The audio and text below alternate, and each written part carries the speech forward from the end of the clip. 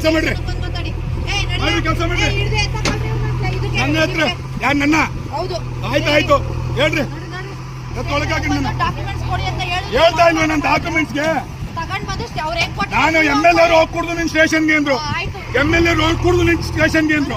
ಅವರು ಬರ್ಕೊಡ್ತೀವಿ ಜಾಗಕ್ಕೆ ಅಂತ ಹೇಳೋರೆ. ಆದೇಶ ನೀವಲ್ಲ, ಅವರು MLA ಅವರು ಮಾಡಿರೋದು, MLA ಅವ್ರು ಕೊಟ್ಟಿರೋದು ದುಡ್ಡ, MLA ಅವ್ರು ದುಡ್ಡು ಕೊಟ್ಟಿರೋದು, MLA ಅವ್ರು ದುಡ್ಡು ಕೊಟ್ಟಿರೋದು, MLA ಅವ್ರ ಫಂಡಲ್ಲಿ ಕೆಲಸ ಮಾಡ್ತಿರೋದು. ಇಲ್ಲಪ್ಪ ನೀವು ಸುಮ್ಮನೆ MLA ಅವ್ರು ಬರಲಿ, ನಾನು ನೋಡಿಬಿಡ್ತೀನಿ. MLA ಹೆಚ್ಚು ನೋಡ್ತೀನಿ, ನೋಡೇ ಬರ್ತೀನಿ ಬೇಡ. ನಾನು 25 ವರ್ಷ ರಾಜಕೀಯ ಏನು MLA DC ಅಂದ್ರೆ ಯಾರು ಅಂತ ಕೇಳಿದ್ರಿ ನೀವು? ಆಗ್ಲೇ ಎಂತ ಮಾತಾಡಿದ್ರಿ ನೀವು? ಏನೋ ಮಾತಾಡ್ತೀರಾ? ನಿಮ್ ಹೋಮ್ ಮಿನಿಸ್ಟರ್ ಹತ್ರ ಮಾತಾಡ್ಲಿಲ್ಲ, ರೆಕಾರ್ಡ್ ಮಾಡಿಸಿ. ಏನ ಓ ಅವರು ಬಂದ್ರಿನಾ?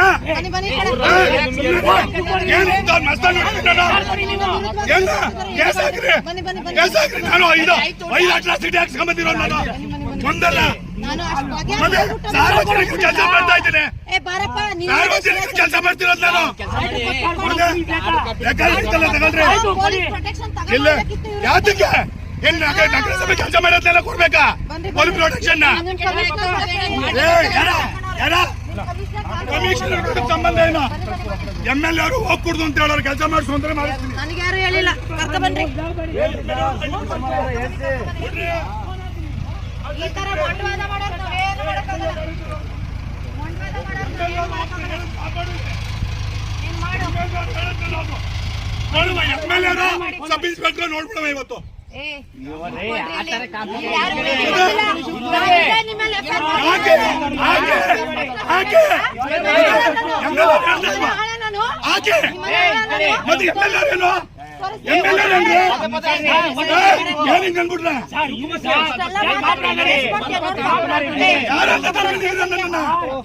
ನಾನು ಜನಪ್ರತಿನಿಧಿ, ಜನಪ್ರತಿನಿಧಿ ಬೆಲೆ ಕೊಡಿ, ಜನಪ್ರತಿನಿಧಿ ಬೆಲೆ ಕೊಡಿ. ಎಲ್ಲರೂ ಏಕಪಕ್ಷದಲ್ಲಿ ಮಾತಾಡ್ತೀರಾ? ಏಕಪಕ್ಷದಲ್ಲಿ ಮಾತಾಡ್ಬೋದು. ನೀವು ಅಂತ ಹೇಳ್ಬೇಕು. ನೀವು ಕೊಡ್ರಿ ಅಂತ ನೋಡ್ತಾ ಇದ್ದೀನಿ ನಾನು.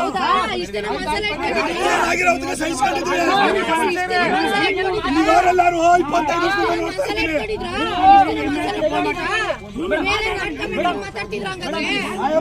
ಮೇಲ್ಗಡೆ ನಾಟಕ ಮಾಡ್ಕೊಂಡು ಮಾತಾಡ್ತಿದ್ರ?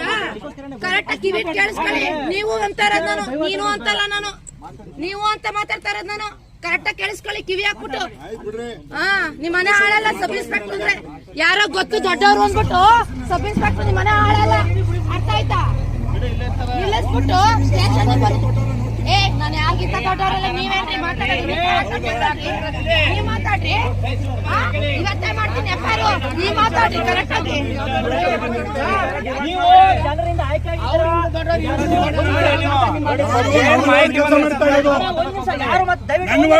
ಯಾರಿಲ್ಲ ಇಲ್ಲಿ ದಿನ ಹೇಳ್ಗೋರ್ಸಕ್ ನೀವಲ್ಲ ಬರೋದು, ದಿನ ಉಚ್ಚ ಗೋರ್ಸಕ್ ನೀವು ಬರಲ್ಲ, ಲೈಟ್ ಹಾಕ್ಸಕ್ ನೀವು ಬರಲ್ಲ.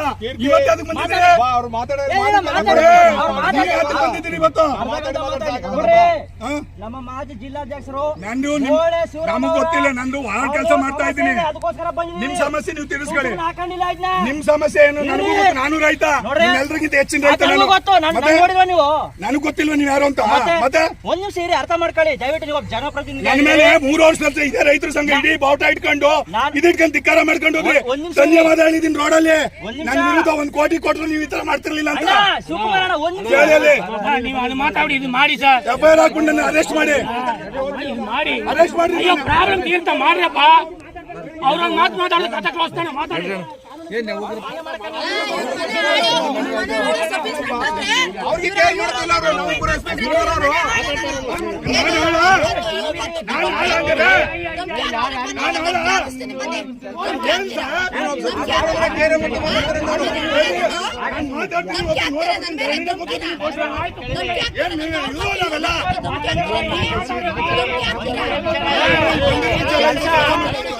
ಕೆಲಸ ಹೆಂಗೆ ಆತ ನೋಡ್ತೀನಿ. ಏ, ನೀವು ನಿಂತ್ಕೊಂಡ್ರೆ ಇಲ್ಲೇ?